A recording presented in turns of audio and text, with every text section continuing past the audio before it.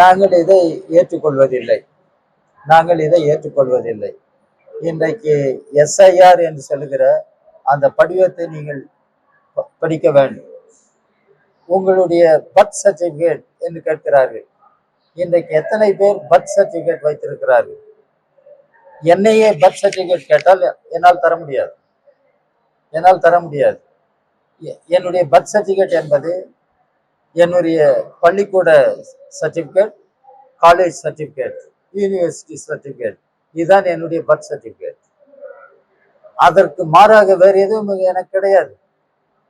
Elementary school அட்மிஷனுக்கு போகிற பொழுது ஹெட்மாஸ்டர் காதை தொட சொல்வார். அதை வைத்து இவருக்கு இந்த வயது, இவர் பள்ளிக்கூடத்தில் சேரலாம் என்று அவரே வயதை தீர்மானிப்பார். இதெல்லாம் தமிழ்நாட்டில் நடந்திருக்கிறது. இப்பொழுது என்னை போய் உன்னுடைய அப்பாவினுடைய பர்த் சர்டிபிகேட்டை கொடுக்க முடியுமா, அம்மாவினுடைய பர்த் சர்டிபிகேட்டை கொடுக்க முடியுமா என்றால் எங்கிருந்து கொடுப்பது? இப்படிப்பட்ட நினைக்க முடியாத கொடூரங்களை தான் தேர்தல் ஆணையம் பீகார் ஏழை எளிய மக்கள் மீது திணித்தது. அவர்களை வாக்காளர் பட்டியலில் இருந்து அகற்றியது. இதெல்லாம் நாம் அறிந்திருக்கிறோம். தமிழ்நாட்டிலும் அது நடைபெறுவது கூடாது என்றுதான் அரசியல் கட்சிகள் எல்லாம் இந்த எஸ்ஐஆர் பற்றி பல்வேறு பிரச்சனைகளை எழுப்பி வருகிறார்கள். நீதிமன்றத்திற்கும் போயிருக்கிறார்கள். இதை நாம் புரிந்து கொள்ள வேண்டும்.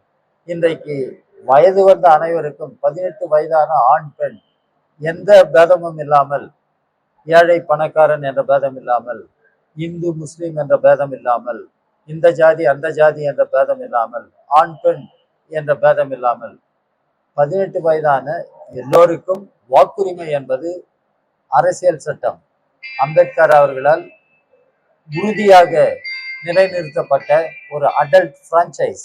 அதை இன்றைக்கு தேர்தல் ஆணையம் எடுத்துவிட முடியாது. தேர்தல் ஆணையம் ஒரு கான்ஸ்டிடியூஷனல் பாடி, அதற்கேற்ப அது செயல்பட வேண்டும்.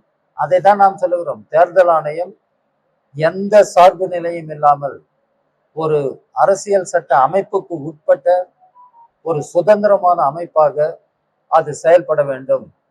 மக்களுடைய வாக்குரிமையை அது நிலைநிறுத்த வேண்டும். தேர்தல் வயது வந்த அனைவருக்கும் வாக்குரிமை என்பதை தேர்தல் ஆணையம் உறுதி செய்ய வேண்டும். All eligible voters must have the right to vote. To ensure the right to vote is the constitutional mandate for the election commission. இதை தான் நாங்கள் திரும்ப திரும்ப சொல்லி வருகிறோம். ஆனால் இங்கே ஓட்டு போட்டோம், இங்கே ஓட்டு போட்டோம், இதெல்லாம் இன்றைக்கு பெரும் பிரச்சனைகளாக. பிஜேபி நுழைவதற்கு அனுமதிப்பது கூட யாரை அவர்கள் வாக்காளர்களாக கொண்டு வருகிறார்? கணேஷ்குமார் இன்றைக்கு சீஃப் எலெக்ஷன் கமிஷனர்.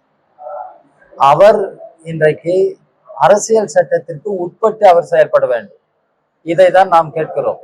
இன்றைக்கு தேர்தல் ஆணையமே ஒரு சந்தேகத்துக்குரிய ஒரு அமைப்பாக மாறி இருக்கிறது. தேர்தல் ஆணையர்களை நியமிப்பது இன்றைக்கு கேள்விக்குறியாகிவிட்டது. ஏற்கனவே தேர்தல் ஆணையர்கள், எலெக்ஷன் கமிஷனர்ஸை நியமிக்கும் பொழுது prime minister, leader of the opposition in parliament, ஒரு சுப்ரீம் கோர்ட் ஜட்ஜ், 3 பேர் கொண்ட ஒரு குழு. ஆனால் இன்றைக்கு பாரதிய ஜனதா கட்சி அதை மாற்றிவிட்டது. Prime minister, leader of the opposition, 1 person nominated by prime minister government என்று மாற்றிக்கொண்டார்கள். இது சரியான முறை அல்ல.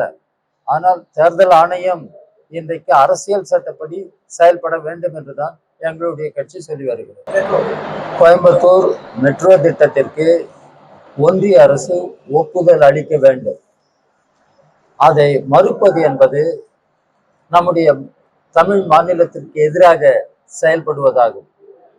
தமிழ்நாட்டிற்கு வஞ்சனை செய்வதாகும்.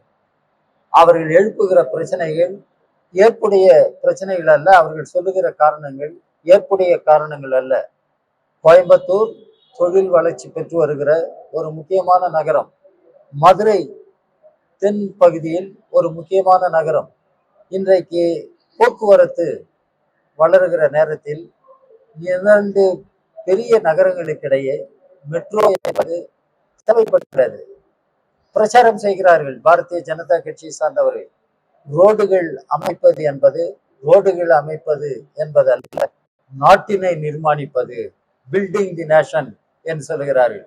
கோயம்புத்தூர் மதுரைக்கு மெட்ரோ அமைவது பில்டிங் தி நேஷன் அல்லவா? விக்சித் பாரத் என்று பேசுகிறார் மோடி. எப்பொழுது எடுத்தாலும் வளர்ச்சி அடைந்த நாடு. மெட்ரோ மதுரைக்கும் கோயம்புத்தூருக்கும் மெட்ரோ ஓடினால் வளர்ச்சி ஏற்படாதா? என்ன காரணத்தை சொல்லுகிறார்கள்? எனவேதான் இது மாநில உரிமைகளை பறிப்பது மட்டுமல்ல, மாநிலத்தை வஞ்சிப்பது, தமிழ்நாட்டிற்கு துரோகம் இழைப்பது. தமிழ்நாட்டில் ஆளுகிற அரசு வேறு அரசு. இன்றைக்கு திரு ஸ்டாலின் அவர்கள் மாநில உரிமைகளுக்காக களத்தில் நின்று போராடுகிற ஒரு முதலமைச்சராக அவர் தலைமையில் இருக்கிற அரசு செயல்படுகிறது. அதை எதிர்க்கிற, அதற்கு எதிராக செயல்படுகிற ஒன்றாக மோடி அரசாங்கம் செயல்படுகிறது. எனவே எங்களுடைய கட்சியை பொறுத்தவரை நாங்கள் தெளிவாக இருக்கிறோம். மதுரை கோவை மெட்ரோ ரயில் அமைய வேண்டும். அதை மத்திய அரசு, ஒன்றிய அரசு அதற்கு ஒப்புதல் தர வேண்டும். அப்படி ஒன்றிய அரசு ஒப்புதல் தரவில்லை, நிராகரிக்கிறது என்றால் இது தமிழ்நாட்டிற்கு செய்கிற மிகப்பெரிய வஞ்சனை, மிகப்பெரிய துரோகம். செய்திகளை உடனுக்குடன் தெரிந்து கொள்ள கீழ்கண்ட கேபிள் மற்றும் டிடிஎச் நெட்வொர்க்குகளில் எம்நாடு செய்தி தொலைக்காட்சியை காணுங்கள். பாதகம் செய்பவரை கண்டால் நாம் பயம் கொள்ளலாகாது பாப்பா. மோதி மிதித்துவிடு பாப்பா, அவர் முகத்தில் உமிழ்ந்துவிடு பாப்பா. அண்மை செய்திகளை உடனுக்குடன் தெரிந்து கொள்ள இணைந்திருங்கள் எம்நாடு தொலைக்காட்சியுடன்.